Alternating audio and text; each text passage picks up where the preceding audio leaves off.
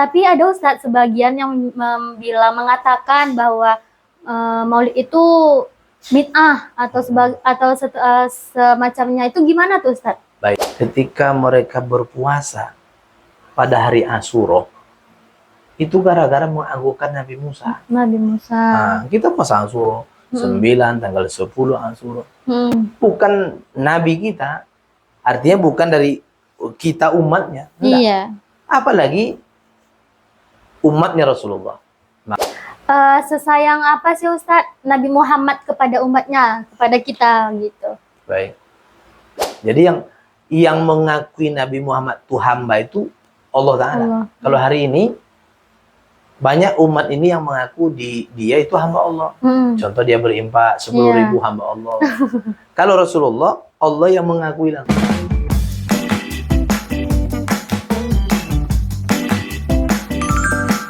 Ngaji yuk.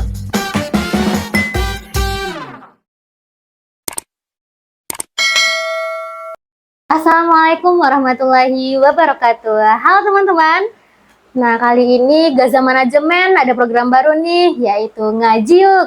Pada program Ngaji Yuk, kita akan membahas seputar pengajian Islam. Nah, pada kali ini kita akan membahas mengenai kisah Nabi Muhammad SAW. Dan juga kali ini kita kedatangan bintang tamu yang sangat luar biasa hebatnya, yaitu Ustadz Jarlisman. Assalamualaikum Ustadz. Assalamualaikum warahmatullahi wabarakatuh. Bagaimana kabarnya Ustadz? Alhamdulillah. Alhamdulillah.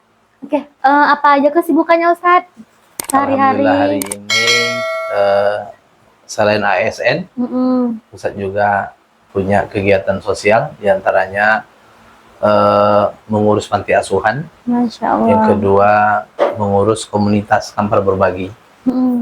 Jadi hari-hari itu hanya berkutat tentang sumur, PLN untuk warga Kampar, bahkan ada warga Sumatera Barat. Sumatera Barat. Berhubung bulan ini bulan Maulid, hari kelahiran Nabi, kita akan membahas tentang bincang-bincang sedikit untuk kisah Nabi. Boleh dong Ustadz menceritakan sedikit secara singkat kisah Nabi Muhammad SAW? Baik, berbicara tentang Maulid atau kelahiran Rasulullah SAW, tentu kita tidak akan luput dari sejarah. Jadi Rasul itu lahir dari seorang ayah yang bernama Abdullah, ibunya Siti Aminah.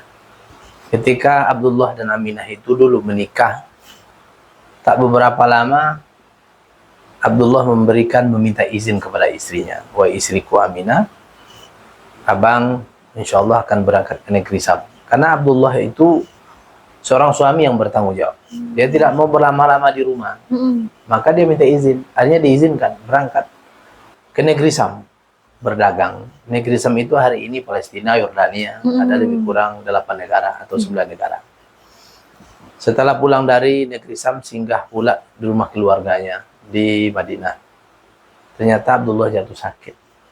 Sakit, tapi baru beberapa minggu baru dapat berita bahwasanya Abdullah suami Aminah itu meninggal. Menangis juga seorang istri yang kehilangan suami. Tapi tangisan itu berubah karena perut Aminah itu bergerak-gerak. Ternyata Abdullah yang wafat, akan ada anak yang menggantikan. Akhirnya ketika mengandung, itulah hebatnya ibunya Rasulullah SAW. Ketika mengandung tidak pernah muntah, tidak pernah mabuk, dan tidak pernah mengidam. Yang hari ini yang banyak mengandung, mengidam. Kadang-kadang ngidam ibu-ibu sekarang, kadang-kadang ngidamnya mobil Avanza Veloz. Itu sekedar mungkin waktu mengandungnya, kemudian lahir tanggal 12 Rabiul Awal dini hari Isnin. Jadi kalau tanggal ini memang berbeda pendapat ulama. Kalau harinya insya Allah sama. Tetap hari Senin. Maka Nabi itu berpuasa. Kenapa Nabi berpuasa pada hari Senin? Ini sejarahnya. Artinya Rasulullah SAW berpuasa pada hari Senin karena hari Senin itu beliau dilahirkan. Benar nggak Ustaz? Sebelum Nabi Adam ada, Nabi Muhammad sudah ada di surga. Baik. Jadi yang benar itu bukan adanya Nabi Muhammad itu. Maka ketika Nabi Adam menengok di tiang aras itu, ada tulisan Muhammad. Maka Adam bertanya-tanya, ini nama siapa? Iya. Maka Nabi Adam sendiri pun mengambil wasilah. Berkat nama yang ada di tiang aras itu ya Allah, nah, dia berdoa kepada Allah. Artinya memang betul nama itu telah tertulis di tiang-tiang aras. Oh, Masya Allah. Nah, inilah cikal bakal di masjid-masjid ada tulisan Allah dan Muhammad. Oh, Nah, ini yang juga dilihat dulu oleh Nabi Adam iya, alaihissalam. Nah, ini ceritanya sahih. Ceritanya. Ya. Terus mengapa selalu nama Nabi Muhammad yang digandengkan dengan nama Allah, Ustaz? Baik. Kenapa nama Nabi Muhammad sudah digantikan nama Allah Subhanahu wa taala? Maka untuk Nabi Muhammad ini, jadi seseorang kalau sudah disebut digandeng, contoh saya berceramah, kenapa saya menggandeng Eki? Mungkin Eki ini orang yang pertama perhatian dengan saya, sayang dengan saya. Begitu juga dengan Allah. Kenapa Nabi Muhammad yang digandeng? Pertama Habibullah, kekasihnya. Kemudian Sayyidul Anbiya, dia penghulu dari segala nabi. Kemudian di antara nabi-nabi yang banyak itu, Rasulullah manusia yang paling mulia. Jadi kalau dari tentang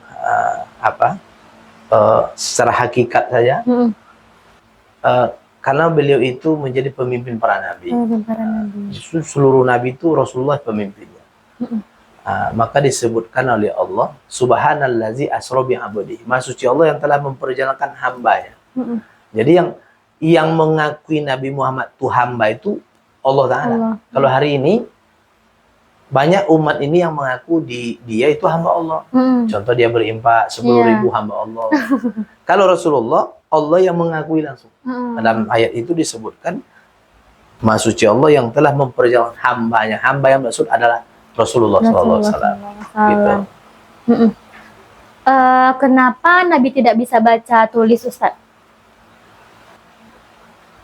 Kalaulah Nabi itu bisa baca tulis,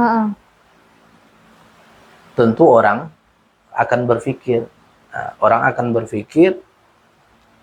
mungkin karena kepintaran Nabi kita mengikutinya. Ini karena akal-akalnya saja dibuat-buat. Maka tidak langsung dia baca. Maka ketika betul-betul itu wahyu yang turun, mulailah diajak Rasulullah Iqra bismi rabbikal ladzi khalaq. Disitulah dimulai. Tahap demi tahap. Maka kalau orang berpikir mau ngajak orang, paling-paling dia pandai ngomong gitu. Ini sebagai alasan segala logika saja.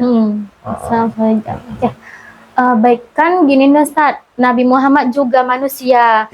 Nah, apakah Nabi Muhammad juga seperti manusia yang punya kesalahan atau bagaimana, Ustaz, menurut pandangan Ustaz? Suatu kali Rasulullah ditegur oleh Allah Subhanahu wa taala. Berarti ketika Allah menegur Nabi, berarti Nabi juga punya kesalahan. Ketika ada orang buta ingin ngobrol, waktu itu datanglah pemuka-pemuka Quraisy. Tapi Rasulullah lebih memperdulikan pemuka Quraisy. Maka turunlah ayat. Ayat itu langsung menegur Rasulullah SAW. Nah, artinya Rasul juga mempunyai kesalahan, kelemahan. Juga seperti manusia biasa. Maka turun langsung ayat ketika Rasulullah lebih memperdulikan orang-orang Quraisy waktu itu. Dalam kategori ini, kan hari lahir Nabi ini. Sedalam mana dalam kata maulid itu, Ustaz, maknanya tuh? Baik. Maulid itu kan hari kelahiran. Jadi ketika umat Islam ini, ketika mereka berpuasa pada hari Asyura, itu gara-gara mengagungkan Nabi Musa. Kita puasa Asyura 9, tanggal 10 Asyura. Bukan Nabi kita, artinya bukan dari kita umatnya. Apalagi umatnya Rasulullah. Maka dalilnya fazakir. Maka ingat-ingatlah. Yang mesti diingat apa? Lahirnya Nabi. Mesti diingat. Maka dalilnya juga membuktikan pentingnya membicarakan maulid sampai-sampai Nabi berpuasa pada hari Senin. itu gara-gara lahirnya pada hari Senin. Nah, maka tidak ada dalil sebenarnya untuk menolak tidak diadakannya maulid. Karena hari ini kalau kita boleh jujur, hampir setiap hari sebenarnya kita cerita maulid. Setiap hari kita cerita maulid. Walaupun tidak di bulan Rabiul Awal juga cerita maulid. Nah, tentang lahirnya Nabi, besarnya Nabi, dakwahnya Nabi. Nah, jadi sebenarnya lapang sebenarnya. Selama 12 bulan sebenarnya kita cerita Nabi. Iya, betul. Jadi seperti itu. Oke, baik. Kan ada di sebagian pemuka masyarakat ini, Ustadz, atau ada sekelompok yang melarang untuk acara maulid seperti merayakan kelahiran Nabi. Itu bagaimana, Ustadz, pendapat Ustadz? Ya, jadi pendapat kami tentang orang yang melarang tentang perkara maulid ini. Pertama ditengok dulu waktu maulid itu kan bukan merayakan. Maulid itu lahirnya Nabi, dibicarakan lahirnya Nabi. Kan maulid itu lahirnya Nabi dibicarakan. Jadi ketika ada dibicarakan perkara lahirnya Nabi, acara pertama justru baca Quran. Iya. Juga tidak dilarang. Yang kedua ceramah agama. Dibahas pula ayat laqad kana lakum bi rasulillah uswatun hasanah. Yang ketiga ada acara makan-makan. Nah, memberi makan itu, memberikan rasa kebahagiaan, memberikan makan kepada orang itu amal yang paling dicintai oleh Allah Subhanahu wa taala. Maka Abu Lahab itu diringankan azab oleh Allah. Itu gara-gara Abu Lahab pernah mendengar berita, wahai Abu Lahab, anak Aminah itu melahirkan anaknya. Yang memberitahu siapa? Budaknya. Langsunglah pada hari itu dimerdekakan budaknya. Karena saking bahagianya Rasulullah SAW lahir. Ini kalau ada orang yang mungkin antipati. Iya, betul. Padahal waktu itu 50 kalau dihitung anggaran budak sampai hari ini, taruh ada 50 juta. Berarti saking bahagianya Abu Lahab dengan lahirnya Rasulullah, dia berimpak hari itu 50 juta. Maka kalau hari ini ada orang yang ketika ada maulid Nabi, dia cuma bawa goreng pisang, maka lebih parah daripada Abu Lahab. Abu Lahab itu 50 juta yang habis dana yang untuk saking bahagianya mendengar berita Rasulullah lahir. Nah, jadi seperti itu. Oke.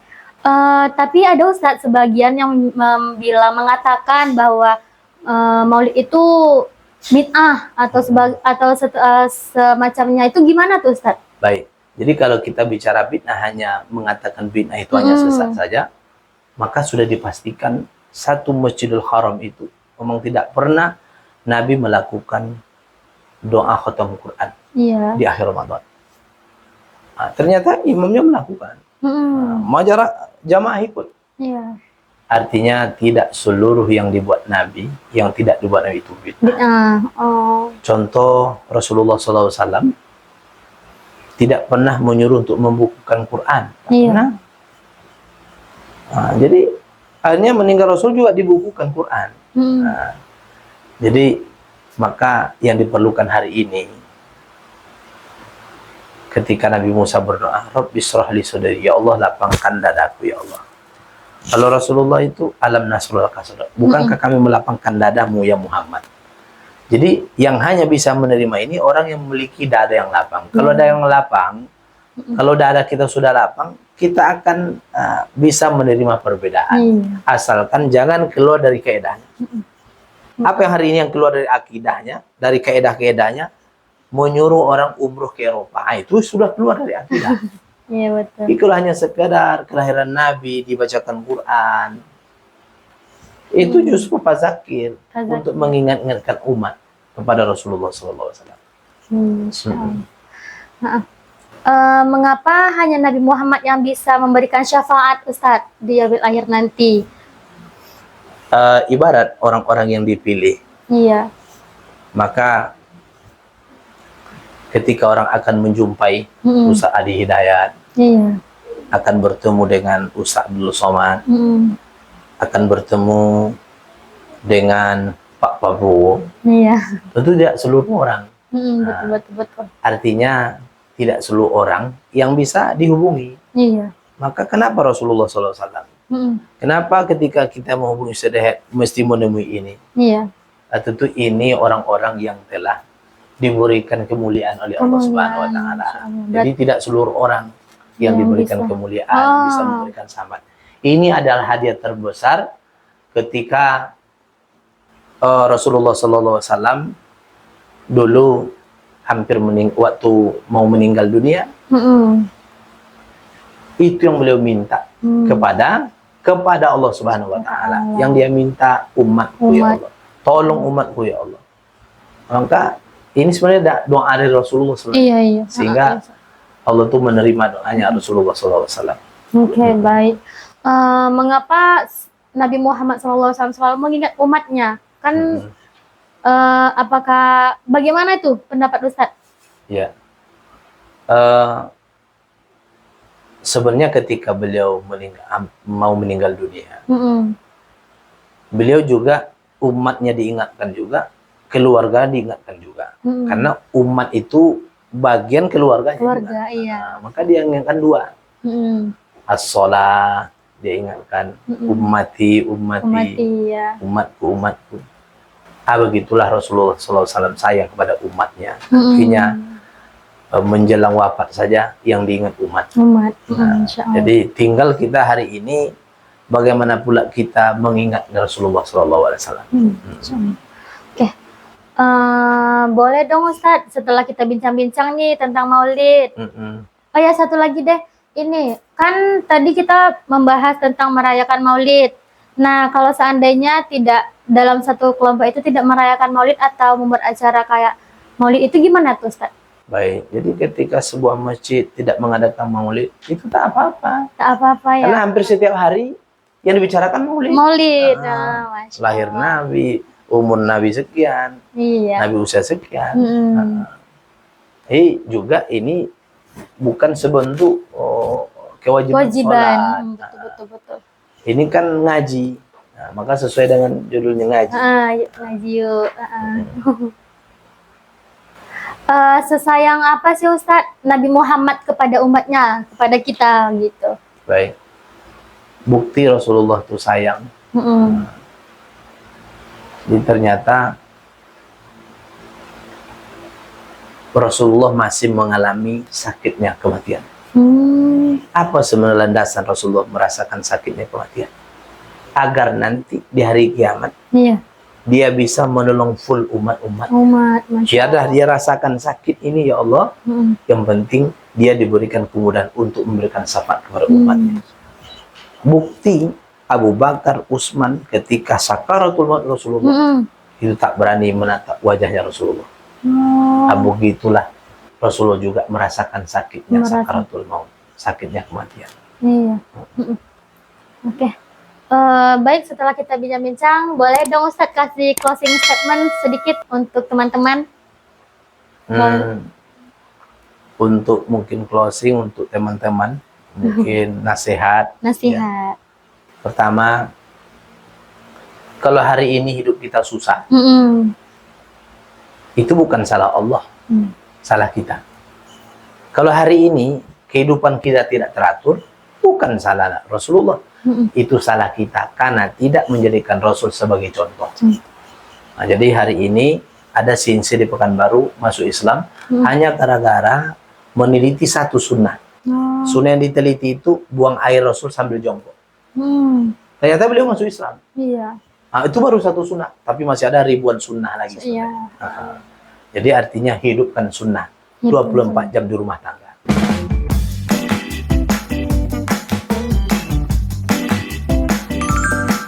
Ngaji yuk.